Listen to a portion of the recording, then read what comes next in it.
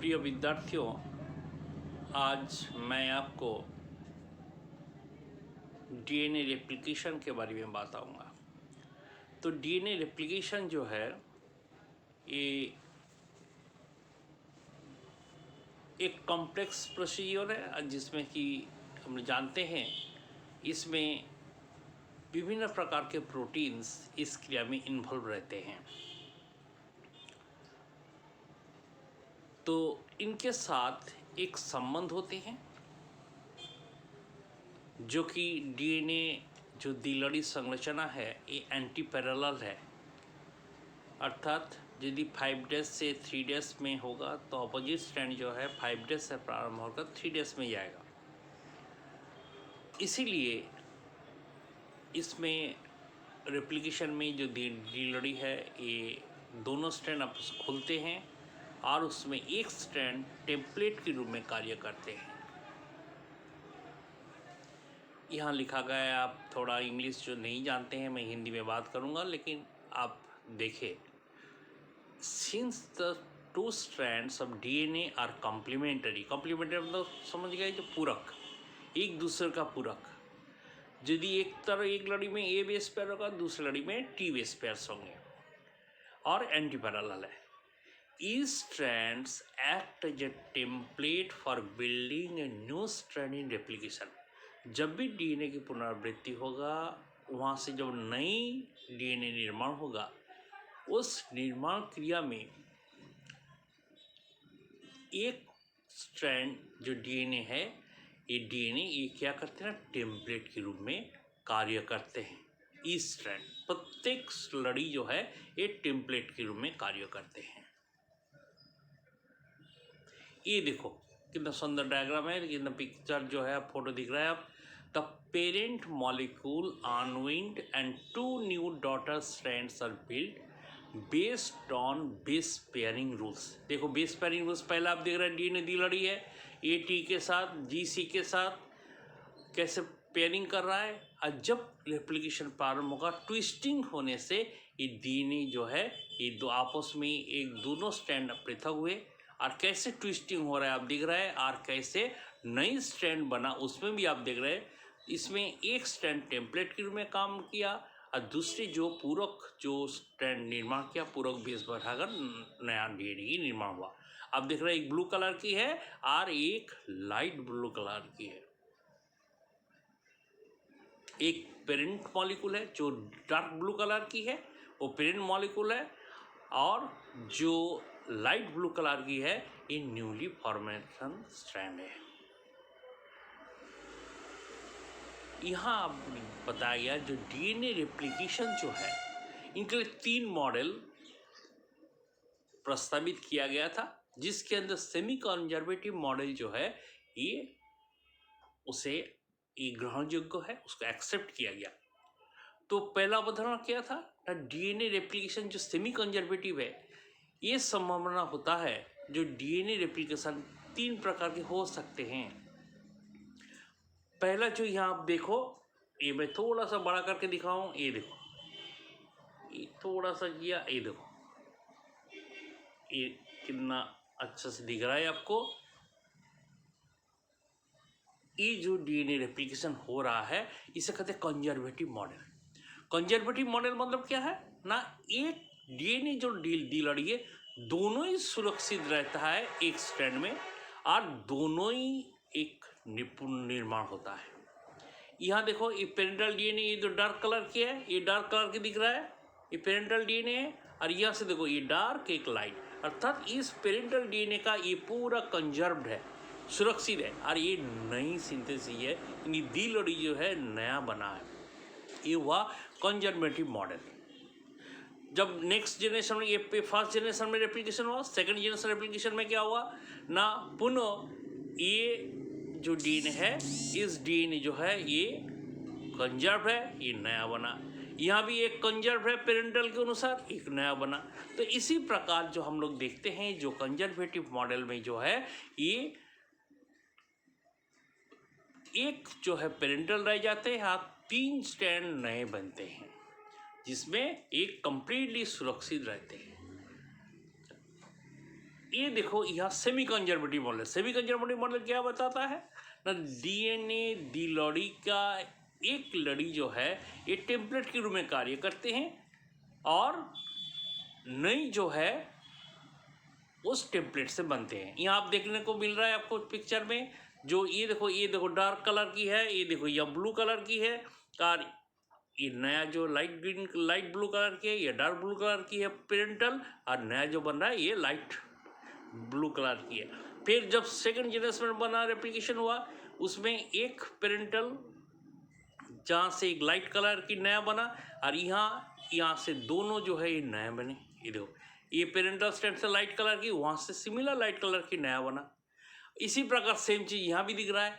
तो ये first semi conservative model of DNA replication. यदि हम और एक संभावना देखें जिसे हम कहते हैं डिस्पर्सिव मॉडल। डिस्पर्सिव मतलब क्या है ना, कुछ पेरेंटल दोनों स्ट्रैंड डीएनए दी लड़ी है, देखो दोनों स्ट्रैंड डीएनए दी लड़ी दोनों स्ट्रैंड है, इस दोनों डीएनए जो दी लड़ी स्ट्रैंड है, और वहाँ से देखो पहला पेरेंटल थोड़ा, फिर नया, फिर पेरेंटल, फिर नया।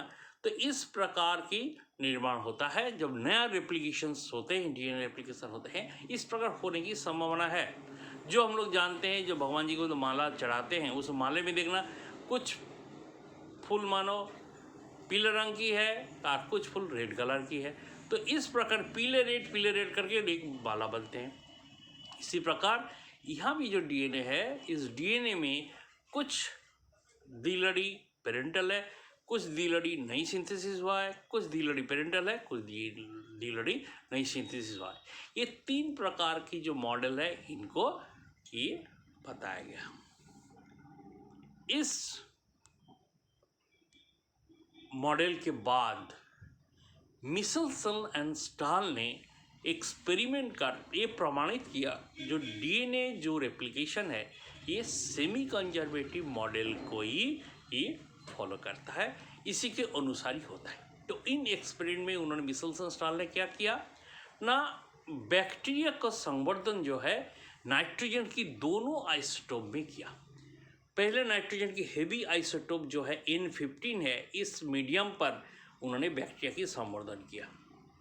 इसके बाद उस बैक्टीरिया की जो है उनकी ग्रोथ को उन्होंने ट्रांसफ़र किया N14 मीडियम में। N14 और N15 क्या है, ये नाइट्रोजन बेस की ये आइसोटोप्स है, एक हेवी आइसोटोप, एक लाइट आइसोटोप है। तो इसके बाद उन्होंने क्या किए ना, जो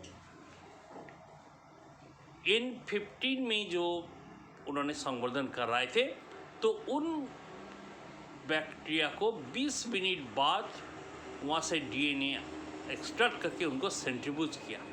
और इस सेंट्रीफ्यूगेशन की जो तकनीक है इसे कहते हैं डेंसिटी ग्रेडियंट सेंट्रीफ्यूगेशन। इस तकनीक के तहत उन्होंने पहला सेंट्रीफ्यूज में देखिए जो एक सिंगल बैंड उनको मिला।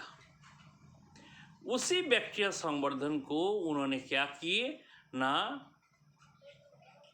20 मिनट बाद, अर्थात पहला 20 मिनट बाद उन्होंने एक सेंट्रीफ्यूगेशन किया, नेक्स्ट 20 मिनट मतलब टोटल 40 मिनट्स के बाद उन्होंने क्या किया ना, डेंसिटी ग्रेडियंट सेंट्रीफ्यूगेशन के तहत उन्होंने पाया कि जो सेंट्रीफ्यूज जो ट्यूब है इसमें दोनों बैंड प्रतीत हो रहा है, एक डार्क कलर की बैंड और एक लाइट कलर की बैंड।